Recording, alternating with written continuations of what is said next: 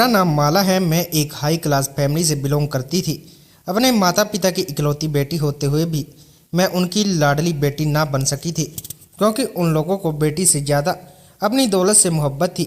मेरे बचपन से लेकर जवान होने तक कभी उन्होंने ना तो मेरे हालचाल पूछने की कोशिश की और ना ही कभी यह सोचा था कि उनकी बेटी अपने माता पिता के बिना किस तरह से अपना गुजारा करती होगी। बस उन लोगों का टारगेट था मुझे इस दुनिया में लेकर आना। सो ऐसा वह लोग कर चुके थे।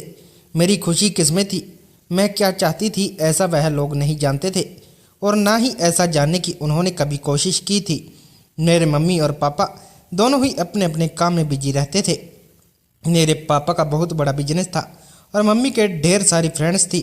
वह ज़्यादातर अपने फ्रेंड्स के साथ घूमने में बिजी रहती थी।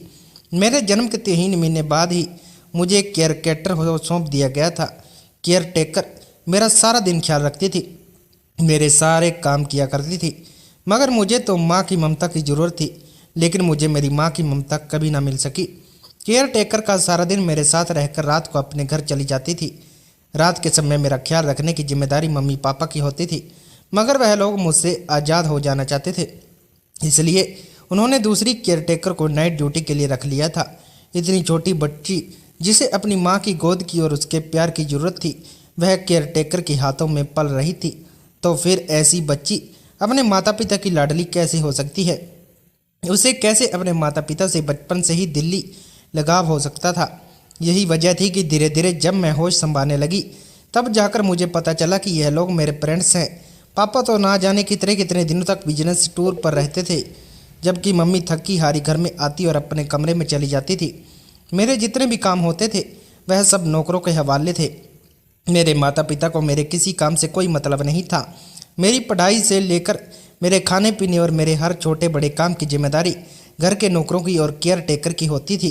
इसी तरह मैं देखते ही देखते 10 साल की हो गई थी और उस समय मैं 3rd क्लास में पढ़ती थी, जब मेरे स्कूल में पढ़ने वाली एक न्यू एडमिशन लड़की आई थी। उसके साथ मेरी अच्छी फ्रेंडशिप हो गई थी। बचपन से लेकर जवानी तक उसकी और मेरी दोस्ती बहुत अच्छी रही थी। मेरी ही तरह दीपा भी अमीर माता पिता की बेटी थी। फ़र्क इतना था, मुझे कभी अपने अमीर माता पिता से प्यार नहीं मिला था, और लेकिन उसके माता पिता उसे बहुत प्यार करते थे। उनकी तो कुल जमा पूंजी उनकी बेटी ही थी। दीपा और मैं एक दूसरे से अपनी हर बात शेयर किया करते थे। मैंने देखा था कि दीपा के पेरेंट्स उसे स्कूल से लेने के लिए आते थे। उसके पापा भी एक बिजनेसमैन आदमी थे। दीपा बताया करती थी कि उसके पापा भी बहुत बिजी रहते हैं, लेकिन अपनी बेटी से इतना प्यार करते हैं कि उसके लिए टाइम निकाल ही लेते हैं। जबकि उसकी मम्मी हाउसवाइफ थी। वो लोग हर हफ्ते कहीं ना कहीं घूमने जाया करते थे। एक मैं थी जिसको मेरे फ्रेंड्स कभी भी अपने साथ कहीं लेकर नहीं जाते थे। ड्राइवर के साथ ही मैं स्कूल आती और ड्राइवर के साथ ही अपने घर के दाखिल होती, जबकि शाम के टाइम ही मुझे ड्राइवर अंकल ट्यूशन के लिए छोड़ने और लेने आते थे। मुझे कभी ज़रूरत का सामान चाहिए होता तो मैं अपने फ्रेंड्स से ना कहकर नौकरों से कहा करती थी, क्योंकि जब मैं 7 साल की थी तो मैंने अपने फ्रेंड्स से अपने स्कूल में होने वाले फैंसी ड्रेस कंपटीशन के लिए एक बार भी गाउन की डिमांड की थी। पहले तो मैंने पापा से कहना चाहा कि वह मुझे बारबी गाउन लाकर दे, लेकिन पापा ने तो मेरी एक ना सुनी और कहने लगे कि बेटा तुम्हें जो भी चाहिए नौकर को बोल देना, वह तुम्हें लाकर दे देगा। मगर मैं तो अपनी पसंद का बारबी गाउन लेकर आना चाहती थी। मैंने सोचा कि मैं मम्मी को बोल देती हूँ, मम्मी तो अपने लिए काफ़ी शॉपिंग करती है, वह मुझे भी शॉपिंग पर ले जाएगी। जब यह बात कहने लगी, मम्मी के कमरे में गई तो देखा कि मम्मी किसी से फ़ोन पर बातें करने में इतनी बिजी थी कि उन्हें कमरे में खड़ी हुई अपनी बेटी दिखाई नहीं दे रही थी। मैं बार बार उनसे कह रही थी कि मम्मी मुझे एक बरानी गाउन लाइए, मेरे स्कूल में फैंसी ड्रेस कंपटीशन है। मम्मी ने मुझे कहा कि 1 मिनट अभी रुको, फ़ोन पर बात करने में बिजी हूँ, खामोश रहो। थोड़ी देर के बाद जब मैं वहाँ खड़े खड़े थक गई तो फिर से मैंने मम्मी के कमर पर हाथ मारते हुए बात कही। झट से मम्मी ने अपना फ़ोन बंद किया और मेरे गाल पर एक ज़ोरदार थप्पड़ मार दिया था। कहने लगी कि तुम बहुत बदतमीज हो गई हो माला, तुम्हें दिखाई नहीं देता कि तुम्हारी मम्मी किसी से फ़ोन पर बातें करने में बिजी है, बार बार तुम मेरी बात करने में दखल अंदाजी कर रही हो। उन्होंने ज़ोर ज़ोर से केयरटेकर को आवाज़ लगाना शुरू किया। उनका नाम ज्योति था। जब वह घबराते हुए कमरे में आई तो मम्मी ने उन्हें डांटते हुए कहा कि ज्योति, तुम मेरी बेटी को यह सब कैसे मेहनत देती हो? क्या यही सिखा रही हो? इसे अच्छे और बुरे की तमीज़ दिखाओ और लेकर जाओ इसे मेरे कमरे से। यह कहते हुए मम्मी ने मुझे डांट दिया था। मेरी आंखों में आंसू आ गए थे। उन्होंने मेरी बात तक न सुनी। ज्योति आंटी मेरा हाथ पकड़कर मुझे मेरे कमरे में ले आई थी और कहने लगी कि माला बेटा, तुमने अपनी मम्मी से बदतमीजी क्यों की। मैंने रोते हुए उनसे कहा कि ज्योति आंटी, मैंने उनसे कोई बदतमीजी नहीं की। मुझे अपने स्कूल की फैंसी ड्रेस कंपटीशन के लिए बारबी गाउन की ज़रूरत पड़ रही थी। मैं अपने फ्रेंड्स के साथ जाकर उसे खरीदना चाहती थी, मगर मम्मी पापा से किसी ने भी मेरी एक बात नहीं सुनी। उन्होंने मुझसे कहा कि तुम फिक्र ना करो, तुम्हें उनसे कुछ भी कहने की ज़रूरत नहीं है। तुम अगर यह बात पहले मुझे बता देती तो आज शायद मम्मी से तुम्हें यह थप्पड़ ना पड़ता। मैंने रोते हुए ज्योति आंटी से कहा कि मेरी मम्मी पापा बिल्कुल भी अच्छे नहीं हैं। मुझे ऐसे मम्मी पापा नहीं चाहिए जो मेरी खुशियों का ख्याल ना रख सके। ज्योति आंटी ने मुझे चुप करवाया और कहने लगी कि तुम मेरे साथ बाजार चलो, मैं तुम्हारी पसंद का सामान दिलाकर लाती हूँ। मैं ज्योति आंटी के साथ बहुत सारा बारबी गाउन लेकर आई थी, मगर इस फैंसी ड्रेस कंपटीशन में बच्चों के फ्रेंड्स का होना भी जरूरी था। मैं चाहती थी कि मेरा टैलेंट मेरे फ्रेंड्स भी देखें, क्योंकि हमारी क्लास टीचर ने क्लास में एक एक्ट भी तैयार करवाया था, जिसे दिखाने के लिए उनके फ्रेंड्स को बुलाया था ताकि फ्रेंड्स अपने बच्चों का टैलेंट देख सके। लेकिन लगभग सभी बच्चों के फ्रेंड्स आए थे, मेरे घर से कोई नहीं आया था, जबकि मुझे तो अच्छी एक्टिंग करने का अवार्ड भी मिला था। मेरा छोटा सा मन बहुत उदास हो गया था। हमारे घर में मेरे लिए 2 केयरटेकर रखी गई थी। ज्योति आंटी, जिन्होंने बचपन से लेकर बड़े होने तक मेरा ख्याल रखा था, वो सारा दिन मेरे साथ रहती थी, जबकि प्रिया आंटी जो सिर्फ रात को मेरे साथ रहती थी, मगर वह सोफे पर लेटकर सोती थी।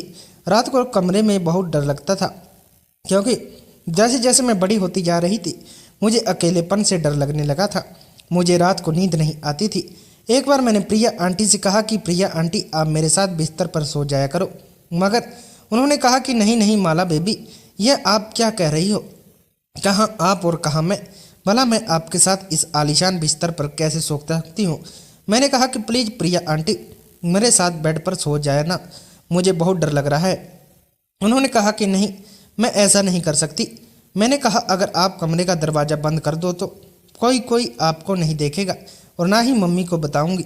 प्रिया आंटी कहने लगी कि नहीं नहीं माला बेबी, मैं ऐसा नहीं कर सकती। आप नहीं जानती क्या इस घर में कदम कदम पर कैमरे लगे हुए हैं और आपकी मम्मी रात को किसी किसी टाइम आकर कमरे में झांक भी लेती है। मैं अपनी नौकरी खतरे में नहीं डालना चाहती। यह कहकर वह सोफे पर लेटकर सो गई थी, जबकि मैं सारी रात डरती रहती।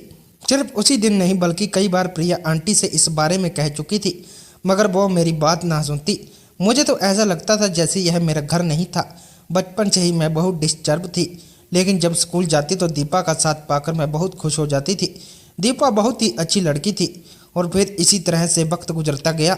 मुझे अपने फ्रेंड्स में कोई इंटरेस्ट नहीं था। कभी कभी हम सब लोग एक साथ बैठकर खाना खाया करते थे। मम्मी पापा मुझसे पूछते कि तुम्हारी पढ़ाई लिखाई कैसे चल रही है, तो मैं उनकी बात का जवाब नहीं देती, और अगर नहीं पूछते तो मैं भी उनसे किसी तरह का ना तो सवाल करती थी और ना ही उनसे कोई बातचीत करती थी। 1-2 बार पापा मुझे दीपा अपने साथ अपने घर ले गई थी। मुझे उसके घर जाकर बहुत अच्छा लगा था, क्योंकि उसके फ्रेंड्स बहुत अच्छे थे। वह लोग मुझसे भी बहुत अच्छे तरीके से बात किया करते थे। और फिर इसी तरह से दोनों का स्कूल ख़त्म हो गया। कॉलेज में भी हम दोनों एक साथ ही पढ़ाई किया करती थी। दीपा मुझसे उम्र में 1 साल छोटी थी। हम लोग की ज़िंदगी का काफ़ी लंबा समय एक साथ गुजरा था, मगर एक ऐसी खबर जिसने मुझे एक तरह हाथ से खुश कर दिया था और उदास भी कर दिया था। दीपा एक लड़के से प्यार करती थी। वह लड़का उन्हीं की फैमिली के स्टैंडर्ड का था। उसके फ्रेंड्स ने उसका रिश्ता उसके साथ तय कर दिया था और जल्द ही उन दोनों की शादी होने वाली थी। दीपा बहुत खुश थी क्योंकि उसकी शादी होने जा रही थी, मगर मैं उसकी शादी से खुश होने वाली नहीं थी। बहुत नाराज़ थी क्योंकि शादी होने के बाद उसका पति उसे अमेरिका लेकर जाने वाला था और वह लोग वहीं पर शिफ्ट होने वाले थे। उस लड़के का बिजनेस अमेरिका में था और दीपा मुझसे दूर होने जा रही थी। मुझे इस बात का बेहद अफसोस था। एक दीपा ही थी तो जिसके साथ मेरा अकेलापन पूरी तरह से ख़त्म हो जाता था। इस बात पर तो वह भी उदास होती थी। कहती थी कि यार, मुझे नहीं पता था कि मेरे पति का बिजनेस अमेरिका में सेट हो गया है, वरना मैं कभी अमेरिका ना जाती। मैंने उसे कहा था कि चलो कोई बात नहीं, बस हमेशा तुम खुश रहना और मुझे कभी मत भूलना। एक तुम ही हो, मेरी अपनी हो। दीपा मेरे ऐसे बिहेवियर से बहुत ज़्यादा खुश थी और फिर एक दिन उसकी शादी हो गई और वह शादी करके कुछ दिनों के बाद अपने पति के साथ अमेरिका शिफ्ट हो गई थी। उसके जाने के बाद मैं पूरी तरह से अकेली हो गई। मेरी पढ़ाई भी पूरी हो चुकी थी। मैंने सोचा था कि मैं आगे और नहीं पढ़ूंगी, मगर मैं अब अकेली रह गई थी, इसलिए अपना समय गुजारने के लिए मैंने दोबारा पढ़ने का डिसीजन लिया था। लेकिन फिर मैंने सोचा कि मुझे पढ़ाई ना करके जॉब कर लेनी चाहिए। जॉब करूंगी तो मेरा काम करने में मन लगा रहेगा, इसलिए मैंने जॉब के लिए अप्लाई कर दिया था और मुझे जॉब भी मिल गई थी। मुझे जॉब पर जाते हुए 2 दिन गुजरे थे। जब मेरे पेरेंट्स को यह बात पता चली कि मैंने जॉब पर जाना शुरू कर दिया है तो उन लोगों ने मुझसे सवाल किया कि तुम्हें जॉब करने की क्या ज़रूरत है, यह जो कुछ भी है सब कुछ तुम्हारा है। मगर मैंने उनसे कहा था कि यह जो कुछ भी सिर्फ आपका है, इसमें मेरा कुछ भी नहीं है, सब कुछ आप लोगों का ही है। मम्मी ने पापा से कहा कि देखिए, मैं कहती हूँ ना कि आपकी बहुत बदतमीज हो गई है। यह कभी सीधी तरह से कोई जवाब नहीं देती है। नहीं, मैंने मम्मी से कहा था, आखिर आप लोगों को मुझसे क्या पूछना है, किस लिए आपने मुझे यहाँ बुलाया है। पापा कहने लगे कि हम यह चाहते हैं कि तुम जॉब करना छोड़ दो, आखिर हमारी भी कुछ रेपुटेशन है। इतने अमीर बाप की इकलौती बेटी होते हुए तुम्हें जॉब करने की क्या ज़रूरत पड़ गई? क्या तुम्हारे यहाँ पर गुजारा नहीं होता? मैंने कहा, मैंने जॉब करना अपना गुजारा पूरा करने के लिए नहीं की है। मैं चाहती हूँ कि जॉब करूँ तो मेरा ध्यान बटा रहे। वैसे भी मैं घर में रहकर सारा दिन बोर हो जाती हूँ, और अब तो मेरी दोस्त दीपा भी शादी हो गई। पापा कहने लगी कि अगर ऐसी बात है तो तुम हमारे ऑफिस में जाकर ट्रेनिंग भी ले सकती हो। तुम अपने ही पापा का बिजनेस संभाल सकती हो। तुम्हें दूसरों को यहाँ काम करने के जाके क्या ज़रूरत पड़ गई? पापा से कहा, आखिर आप लोगों ने कब से मेरी ज़िंदगी के फैसले लेने शुरू कर दिए? यह मेरा डिसीजन है। मैं अब बड़ी हो चुकी हूँ, अपने डिसीजन खुद ले सकती हूँ। यह कहकर मैं अपने कमरे में आ गई। मैंने अपने पेरेंट्स की एक ना सुनी थी और मैं लगातार जॉब कर रही थी। मुझे सैलरी से भी कोई मतलब नहीं था। जॉब करने से मुझे एक तरह का एक्सपीरियंस मिल रहा था और मेरा टाइम भी अच्छा पास हो रहा था। मगर यहाँ अभी तक कोई मेरी दोस्त नहीं बनी थी। वैसे तो यहाँ पर काफ़ी सारी लड़कियाँ थी और लड़के भी जॉब करते थे, लेकिन अभी एक दिन पहले यहाँ पर एक नया लड़का विवेक जॉब के लिए आया था। उसे जब जॉब करते हुए 3-4 दिन हो गए थे, जब अचानक उसने ऑफिस की छुट्टियाँ करनी शुरू कर दी। एक दिन तो वह ऑफिस से लापता रहा, लेकिन जब वह दोबारा ऑफिस आया तो उसे ऑफिस से निकाल दिया गया था। वह मैनेजर से बहुत रिक्वेस्ट कर रहा था। मैं किसी मुसीबत में फंसा हुआ था, इसलिए ऑफिस नहीं आ सका, मगर वह थे कि उसकी बात मानने के लिए तैयार नहीं थे। वह बार बार यही कह रहे थे। उन्होंने उसे कहा था कि अभी तुम्हें यहाँ नौकरी करते हुए 1 हफ्ता हुआ नहीं था कि तुमने 1 हफ्ते की छुट्टी भी कर ली। हमारे यहाँ इस तरह का काम नहीं होता। वह बेचारा शायद बहुत गरीब था, इसलिए सबसे बहुत रिक्वेस्ट कर रहा था कि कोई उसकी मदद करे ताकि उसे नौकरी से ना निकाले, मगर किसी ने उसकी मदद नहीं की थी।